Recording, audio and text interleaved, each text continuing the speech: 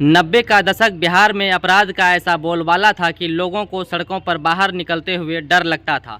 लूटपाट, मारपीट, झगड़ा, अपहरण, रंगदारी, हत्या जैसी घटनाएं वहां आम बात थी और बिहार की इसी आपराधिक पृष्ठभूमि में दहशत का एक नाम बड़ी तेज़ी से उभर रहा था और वो नाम था मोहम्मद शहाबुद्दीन का, जो लालू प्रसाद यादव राजद परिवार के बेहद करीबी रहे।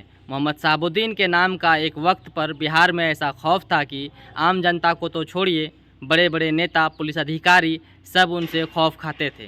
कहा जाता है कि शहाबुद्दीन की मर्जी के बिना बिहार के सिवान जिले में पत्ता तक नहीं हिल सकता था।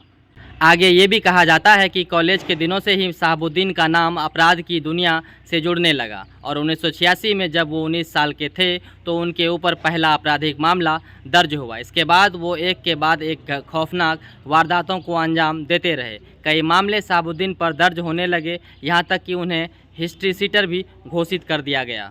और जब अपराधियों की लिस्ट बढ़ने लगी तो शहाबुद्दीन ने राजनीति का दामन थामने का मन बनाया और 1985 चुनाव में जिरदोई सीट से शहाबुद्दीन ने निर्दलीय चुनाव लड़ा और जीत हासिल की। इस जीत के बाद राजनीति में भी इस बाहुबली नेता का ग्राफ धीरे धीरे आगे बढ़ता चला गया।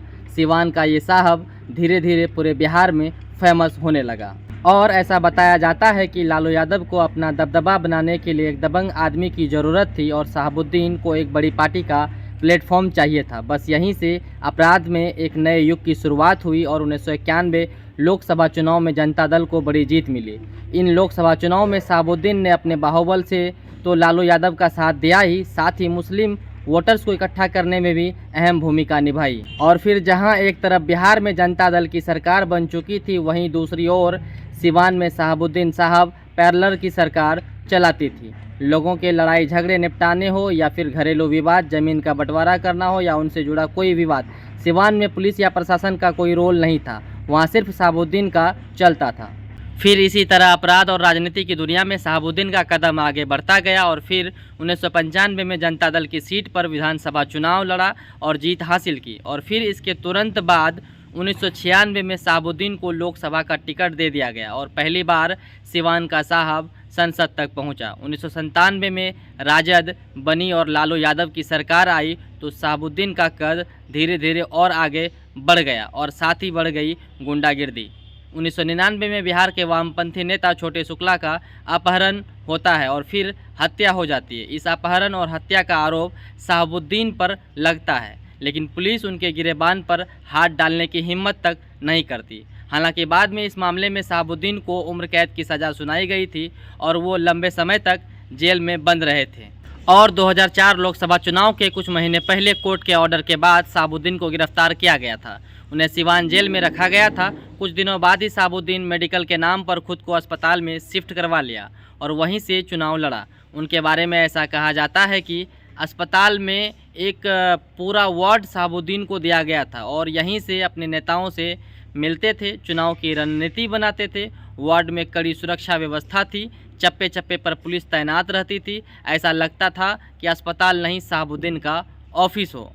चुनाव के कुछ दिन पहले कोर्ट के आदेश के एक बार फिर शहाबुद्दीन को जेल लौटना पड़ा। फिर 2004 के चुनाव हुए। शहाबुद्दीन पर 500 से ज़्यादा बूथ लूटने के आरोप लगे। उस सीट पर एक बार फिर चुनाव करवाया गया। जदयू के ओम प्रकाश श्रीवास्तव ने उन्हें कड़ी टक्कर दी, लेकिन दूसरी बार भी जीत शहाबुद्दीन को ही मिली। चुनाव जीतने के बाद तो वहां पर शहाबुद्दीन का कहर ऐसा बरपा कि कई जदयू कार्यकर्ताओं की हत्याएं हो गई। चुनाव में तो शहाबुद्दीन जीत चुके थे, लेकिन यहां से उनके बुरे वक्त की शुरुआत हो गई थी। 2004 में बिहार में एक ऐसी घटना हुई जिसने पूरे देश को हिलाकर रख दिया। एक दुकानदार जिनका नाम चंदा बाबू था, उनके 3 बेटे गिरीश, सतीश और राजीव का बदमाशों ने अपहरण कर लिया और बाद में 2 भाइयों गिरीश और सतीश के ऊपर तेजाब डालकर उनकी हत्या कर दी गई। राजीव बड़ी मुश्किल से अपनी जान बचाने में कामयाब हुए। इस डबल मर्डर केस के आरोप भी शहाबुद्दीन पर लगे।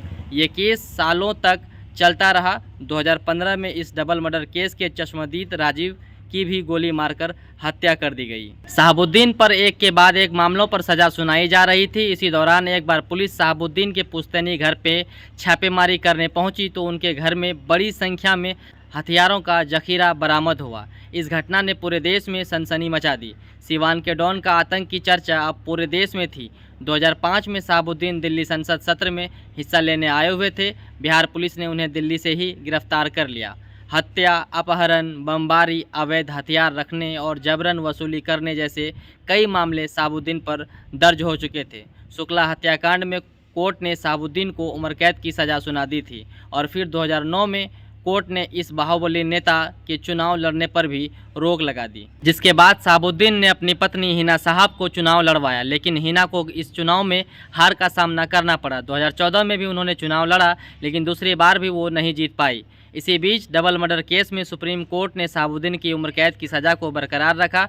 उन्हें दिल्ली की तिहाड़ जेल में डाल दिया गया। कोविड के दौरान मोहम्मद शहाबुद्दीन तिहाड़ जेल में थे। कोविड की वजह से उनकी तबीयत काफ़ी बिगड़ गई। उन्हें प्राइवेट अस्पताल में भर्ती कराया गया, लेकिन वहां उनकी मौत हो गई।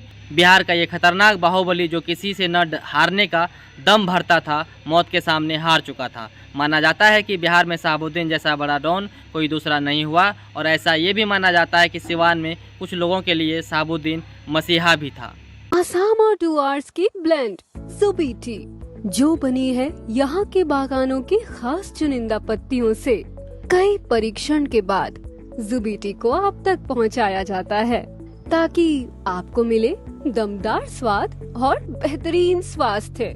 जुबी टी, इसके हर घूंट में है जबरदस्त स्वाद और सेहत का साथ, और इसका हर कप है ताजगी से भरा जो है एकदम कड़क। साथ ही इसका दाम भी है पॉकेट में फिट, और ये है साइज में हिट।